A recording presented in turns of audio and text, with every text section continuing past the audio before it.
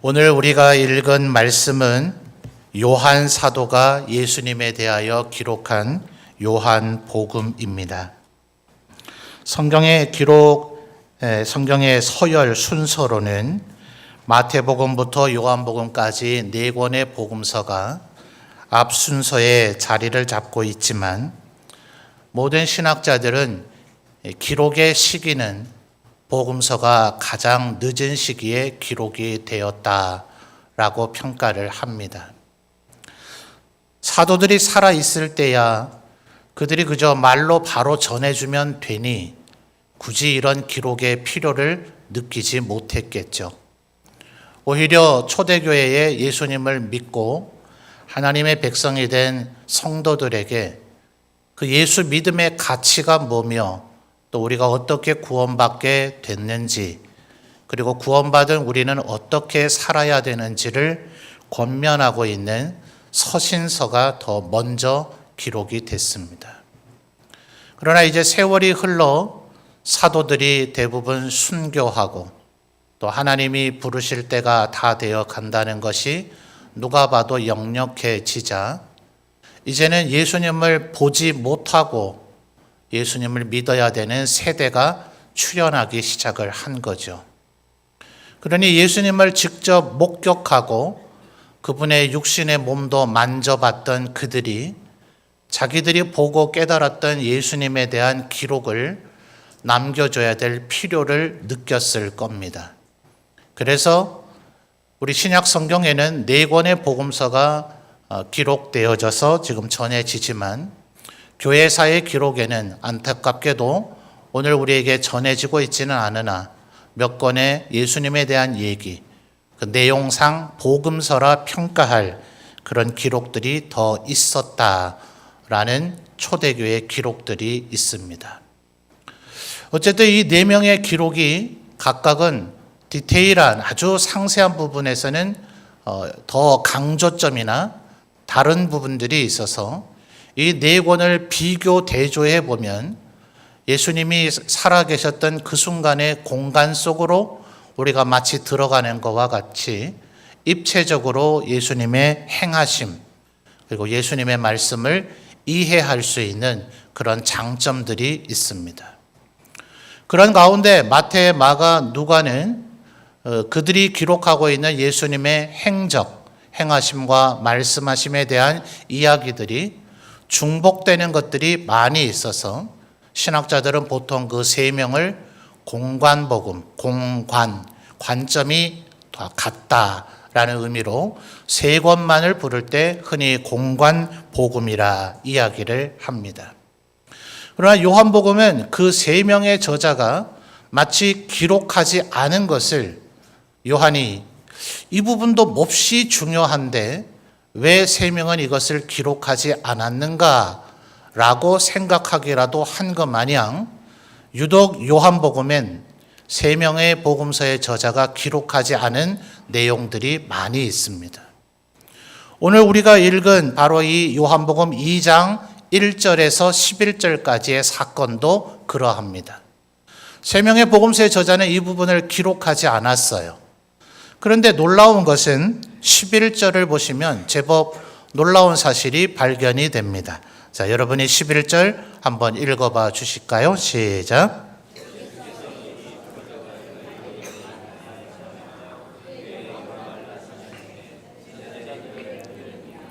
아멘. 자, 11절 상반절을 보니 지금 우리가 읽은 이 요한복음 2장 1절에서의 11절은 갈릴리 지역에 있는 가나라고 하는 도시에서 혼인잔치에 하필이면 포도주가 떨어져 버림으로 예수님께서 물로 포도주를 만들어 주신 사건을 기록하고 있는 것인데 11절 상반절에 뭐라고 얘기합니까? 예수께서 그 다음 뭐예요? 이 첫 표적, 말하자면 예수님께서 행하신 첫 번째의 기적이다 이런 겁니다. 여러분도 종종 물로 포도주쯤은 만들어 내시죠? 아니잖아요. 이게 보통 기적이 아니잖아요. 누가 그 어떤 인간이 물로 포도주를 만들 수 있겠습니까? 그래서 청교도 중에 한 신학자는 말하기를 이 사건에 대한 표현을 물이, 예수님이 창조주 하나님이시잖아요. 물이 창조주를 만나자 그 얼굴이 발그레해졌다. 마치 여인이 수줍어서 얼굴이 빨개지는 것처럼 이 물이 창조주이신 예수 그리스도를 만나게 되자 발그레게 포도주로 변화되었다. 이렇게 아주 시적으로까지 표현하기도 했습니다. 근데 이 중요한 이 기적을 나머지 3명의 복음서의 저자는 기록하지 않았단 말이죠. 어쩌면 오병이어 같은 사건에 비해서 그 파급 효과가 조금 적다 싶어서 그러려는지 모르겠어요. 여러분, 오병이어의 기적을 통해서 그걸 먹은 사람이 몇 명이라 합니까? 남자만 5,000명이라 얘기하고 그 자리에 부인들과 아이들도 있었을 것이라 해서 보통 신학자들은 약 2만 명 이상이 그 한 아이의 점심 식사로 그 점심을 해결할 수 있었다. 이렇게 봅니다. 그러니 이건 그 기적의 능력을 체험한 사람이 거의 2만 명가량이 되니 어마어마하죠. 자, 그런데 여러분, 이 가나의 혼인잔치에 결혼식에 온 하객들이 몇 명이었을까요? 안타깝게도 그 인원은 기록되어 있지는 않아요. 여러분 생각에는 5,000명보다 많았겠습니까? 적었겠습니까? 아마 적었다고 보는 것이 맞을 거예요. 이스라엘의 혼인은 우리하고는 조금 다르죠. 아마 저녁 무렵에 신랑이 신부 집에 옴으로써 결혼식이 시작된다 그래요.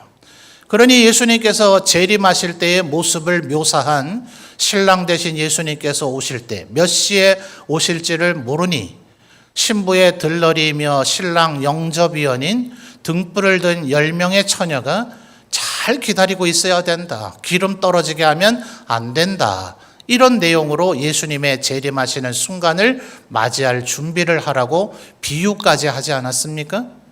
그래서 저녁에 도착한 신랑이 오면 잔치가 시작이 되고 몇 날 며칠로 잔치가 이어진다 그래요. 오늘날 우리 예식장에서 결혼하면 한참 성수기 때 결혼 시즌 때는 한 30분 간격으로 예식이 일어나지 않아요? 예배당에서 예배 드리면서 결혼식 하면 시간 쫓길 이유가 없는데 가끔 예식장에서 하는 결혼식에 주례로 섬기게 되면 혼주들이나 신랑 신부야 그런 얘기를 합니까? 근데 예식장 직원이 와서 저한테 목사님 제발 30분 뒤에 다음 예식이 있으니 설교를 짧게 하셔야 됩니다. 얼마나 강조를 하는지 제가 알았습니다. 알았어요. 제가 이랬던 기억이 있어요. 요즘이면 30분 1시간 아니면 결혼식이 끝나지만 이 이스라엘에는 몇 날 며칠이 걸렸단 말입니다. 뭘 그렇게까지 결혼식을 했을까? 아마 성도님들 그런 생각 하시려는지 모르겠는데요. 제가 군 생활할 때에 해병대다 보니 제주도 분들이 꽤 많았어요. 근데 이분들 얘기가 지금도 제주도에서는 그런 식으로 결혼식을 덜어 한다 그래요. 모든 제주도민이 다 그렇게 하는 것은 아니나 전통이 그렇게 했답니다. 저녁에 신랑이 와서 결혼식이 시작이 되고 몇 날 며칠 하곤 했대요. 자, 그러다 보니 3절에 무슨 사단이 벌어졌습니까? 자, 3절 상반절에 두 단어만 읽어 주실까요? 자, 3절에 뭐라 했습니까? 포도주가 떨어진지라. 자, 아마 사람들의 성격상 나는 사람 많고 분다분 건 싫으니까 가서 혼주들이랑 신랑 신부 얼굴은 봐야 되니 좀 천천히 가서 느지막하게 밥 한 끼 먹고 오면 되지. 이런 분도 없지는 않을 거예요.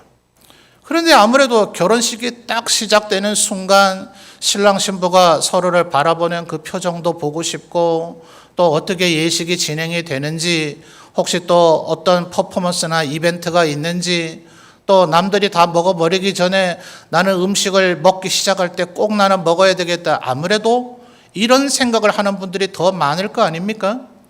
그럼 몇 날 며칠 잔치가 진행이 된다면 3절 상반절에 포도주가 떨어질 상황이 됐다면 이미 적지 않은 하객은 결혼 축하하고 음식도 마음껏 먹고 그리고 다 돌아간 후일 거예요. 그러니까 결혼 하객이 최초 500명을 예상하고 포도주를 준비했다 하더라도 아마도 모르지만 200~300명 이상은 이미 결혼식을 누리고 참여하고 자기 집으로 돌아간 후일 겁니다. 그러니 인원은 최초의 하객수에 비해서도 현저히 적었을 거예요. 예수님이 포도주를 만들어 주기는 하셨습니다. 근데 이 사실을 모두가 알았을까요? 자, 8절 말씀, 9절입니다. 9절 말씀 여러분이 읽어주시죠. 9절입니다. 시작.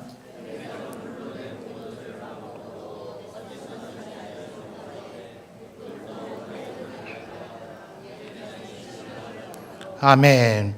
자, 9절을 보니 연회장이 이 포도주가 예수님이 만들어 주신 것인지 압니까? 모릅니까? 모르더라는 거예요. 10절에 보면 이제 신랑에게 이렇게 얘기를 합니다. 사람들은 먼저 좋은 포도주를 꺼내놓고 사람들이 좀 취하면 그러면 이제 미각이 둔해지잖아요. 그러니 조금은 그래도 덜 좋은 포도주를 그 뒤에 내놓기 마련인데 그대는 어떻게 거꾸로 했는가 했는데 신랑이 대답을 합니까? 못합니까? 신랑이 이게 좀 뭔 소리 하나 싶었을 거예요. 신랑 압니까? 모릅니까? 모르더라는 거예요. 오직 예수님께서 포도주로 만들어 주셨다는 사실을 아는 사람은 최초에 이것을 요청한 마리아, 그 물을 정결 예식을 하는 돌 항아리에 채웠다가 그것을 포도주 잔에 담아서 연회장에게 가져다 준 종들, 그리고 이 사실을 가까이서 모두 목격한 몇 명의 제자들 외에는 그 자리에 있는 하객들조차도 아무도 몰랐더라 하는 겁니다. 그러니 어쩌면 이것은 예수님께서 행하신 첫 번째 표적, 첫 번째 기적임에는 틀림이 없지만 그 기적이 이루어졌다는 사실 자체를 아는 사람들이 몇 명 안 되는 극소수의 사람만 알고 있었던, 어쩌면 이런 일이 있었다고 아마 이 가나의 혼인잔치에 참여했던 사람들도 새삼스럽게 이 복음서의 내용을 읽고서는 자기는 그 포도주를 마셔놓고서도 그게 그거였는지도 몰랐을 사람들도 있었을 거예요. 그래서 어쩌면 세 명의 복음서의 저자들은 굳이 이걸 기록해야 될 필요가 있을까라고 생각했을런지 모르겠습니다. 정확하지는 않아요. 성경 어디에도 그런 논평을 해주지는 않으니까요. 그러니 우리가 더 궁금증이 증폭되잖아요. 첫 번째 표적이라고 하는 이 중대성, 그러나 왜 세 명의 저자는 이걸 기록하지 않았을까? 근데 왜 요한은 굳이 이것을 기록했을까 말이죠. 자, 여러분 10절 말씀을 다시 한번 여러분이 읽어보시죠. 10절입니다. 시작.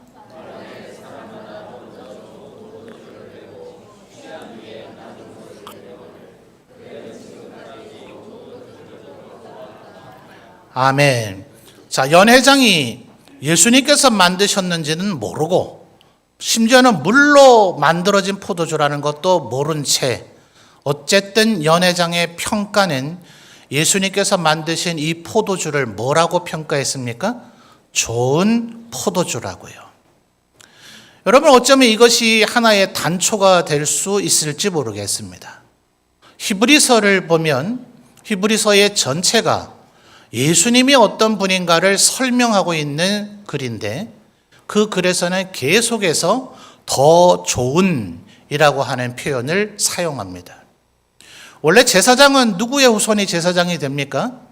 아론의 후손들이 제사장이 되도록 하나님께서 임명을 하셨는데 예수님은 마치 아브라함 앞에 나타났던 멜기세덱과 같이 도대체 그 멜기세덱은 근원이 어디인지, 어디서부터 왔는지, 언제 어떻게 제사장이 됐는지 알지 못하는 신비 속에 가려져 있는 것처럼 예수님은 마치 멜기세덱의 반차를 따르는 더 좋은 제사장이시다.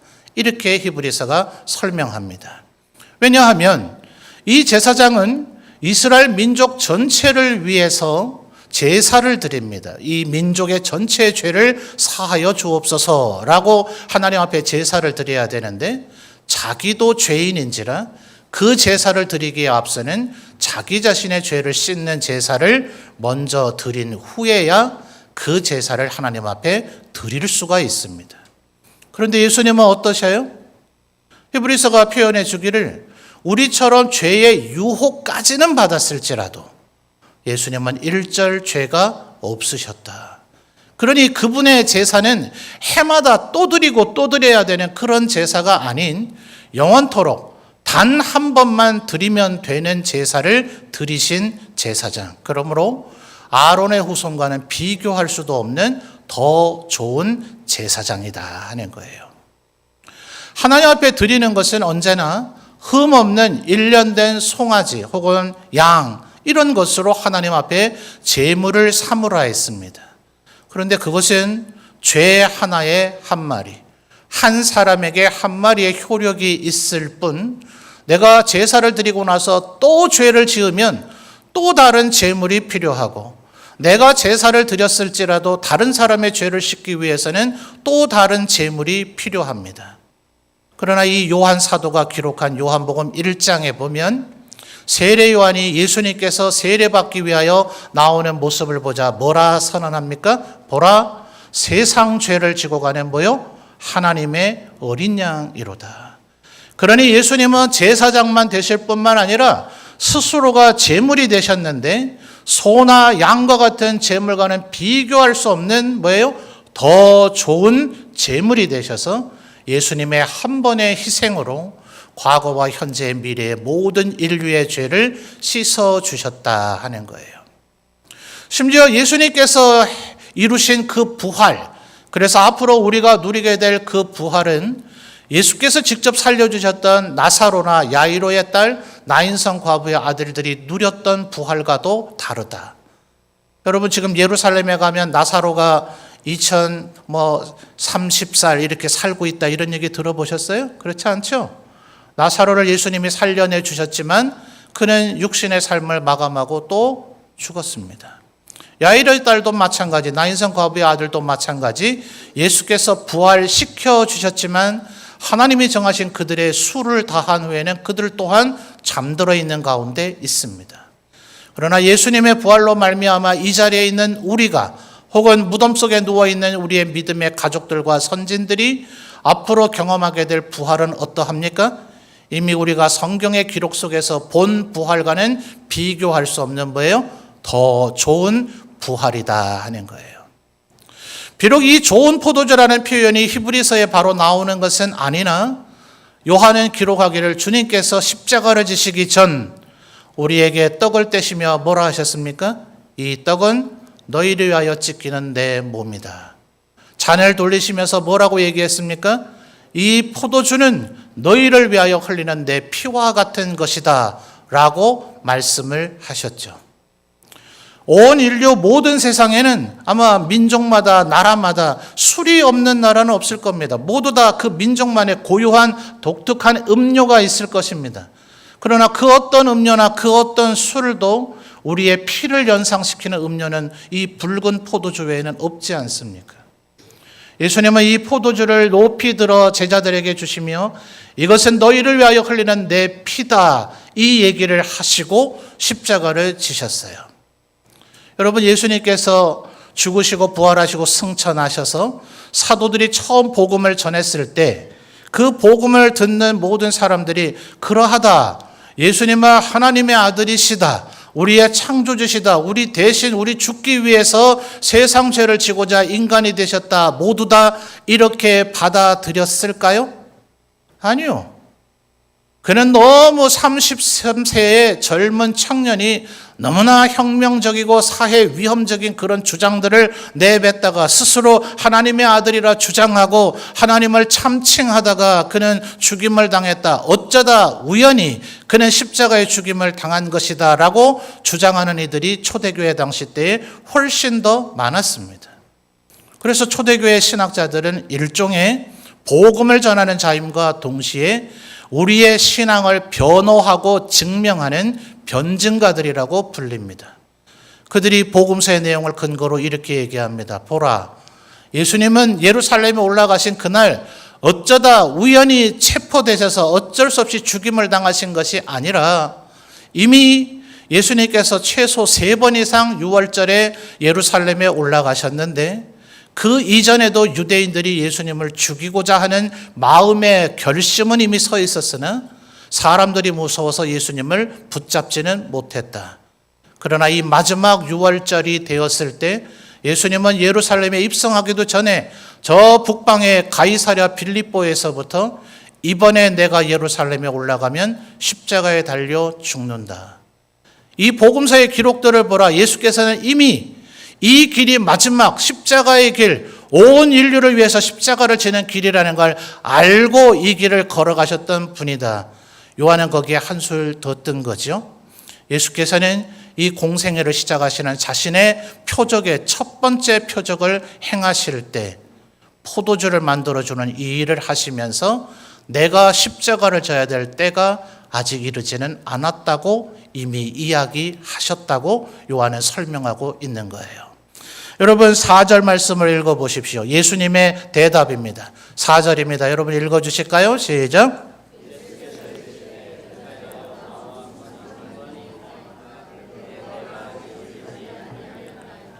아멘.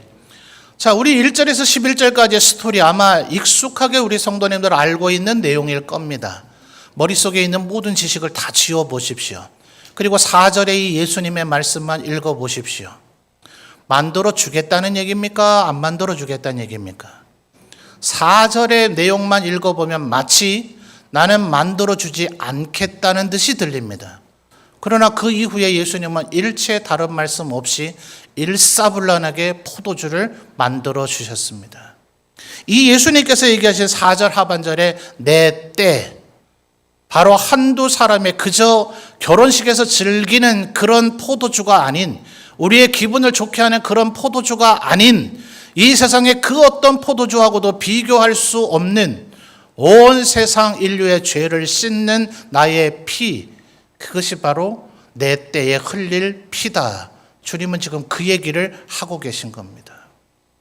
그러니 여러분, 예수님은 예수님의 때가 되면 예수님이 하시고자 하는 마음이 드실 때 포도주도 만들어 주실 것이고, 빌라도가 예수님을 죽인 것 아니요, 헤롯 왕이 예수님을 죽인 것 아니요, 대제사장의 무리가 예수님을 죽인 게 아니라 성부 하나님과 이 만유를 경영하시는 삼위일체 하나님께서 스스로 정하신 그 때가 되매 인간 가운데서 태어나시고, 그 때가 되매 스스로 십자가를 향해 나아가셔서 십자가에 달려 죽으신 겁니다. 제자들과 함께 감람산에서 기도하다가 대제사장의 군병들이 잡으러 왔을 때 요한은 그 얘기를 기록합니다. 예수께서 앞으로 나아가시며 너희가 찾느니다 내다 라고 하실 때 그들은 땅바닥에 엎드려 절했다. 기이하잖아요.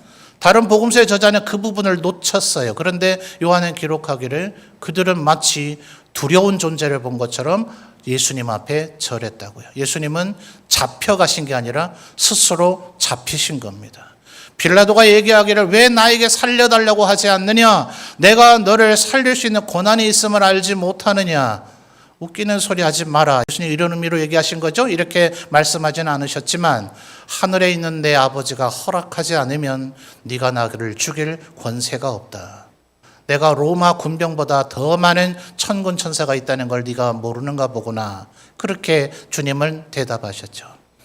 예수님은 예수님의 때가 됐을 때 겨우 혼인잔치의 포도주를 만들어 주신 것 아니라 온 인류를 구하며 온 인류의 죄를 사하시는 이 세상의 그 어떤 포도주와도 비교할 수 없는 좋은 포도주를 만들어 주신 분이시다 라는 것을 요한은 꼭 기록해야만 했던 것입니다. 여러분, 우리는 간혹 이 말씀을 읽으면서 착각하고 오해를 하는 경향이 있습니다. 예수님의 어머니 마리아의 그 믿음을 보라. 자, 5절 말씀을 보시죠. 아마 4절의 이 말을 예수님의 어머니 마리아도 뭔 말인지 알아듣지 못하셨을 것이고, 제자들도 예수께서 부활을 승천하실 때까지는 이 말의 의미를 먼저 몰랐을 거예요. 그러나 예수님의 5절의 말씀을 예수님의 어머니의 5절의 말씀을 한번 읽어 보십시오. 여러분 읽어 주세요. 시작.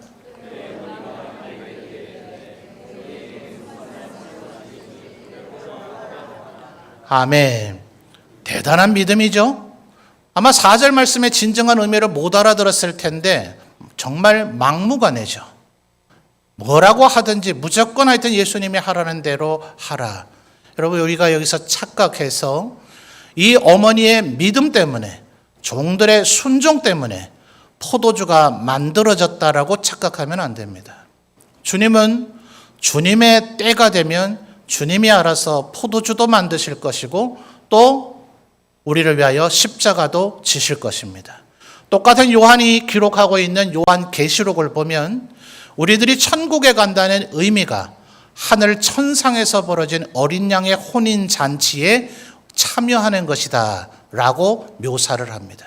우리가 천국 가는 것이 바로 예수님의 그 혼인식에 우리가 신부가 된 것으로 또 혹은 결혼의 하객이 된 것으로 우리가 참여하는 겁니다.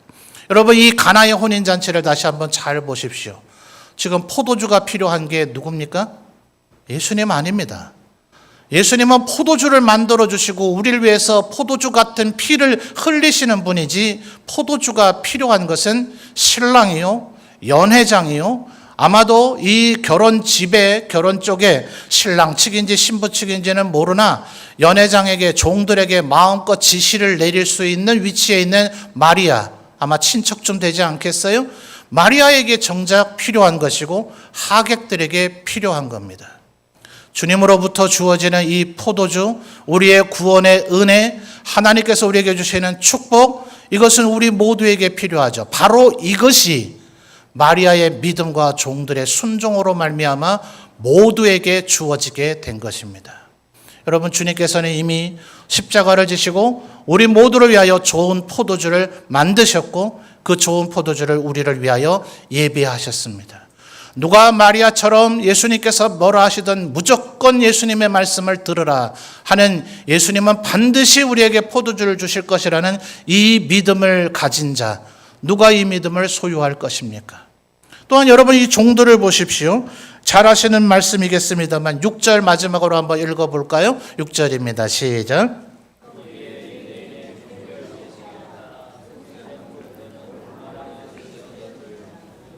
아멘. 여러분, 이 정결 예식, 말하자면 씻는 겁니다. 이스라엘의 율법에 따르면 사람이 부정하게 되어지는 그런 규정들이 굉장히 많아요. 그럴 때마다 정결 예식을 행해야 되는데 핵심 요체는 씻는 겁니다. 그래서 정결 예식을 위해서는 반드시 물이 필요하죠. 그래서 2-3통 드는 돌 항아리에 정결 예식을 위한 물을 모아놓는 것인데, 지금 상황에서는 결혼식 혼인잔치에서 먹을 음식을 먹기 전에 손을 씻는 것에 필요한 겁니다. 말하자면 씻는 물을 담아두는 것이 돌 항아리입니다. 이미 결혼 잔치는 시작됐잖아요. 포도주가 떨어질 정도로 시간이 흘렀잖아요. 이제 새삼스럽게 손 씻을 사람이 있습니까? 대부분의 사람은 이미 손을 씻고 음식을 먹고 있는 중입니다.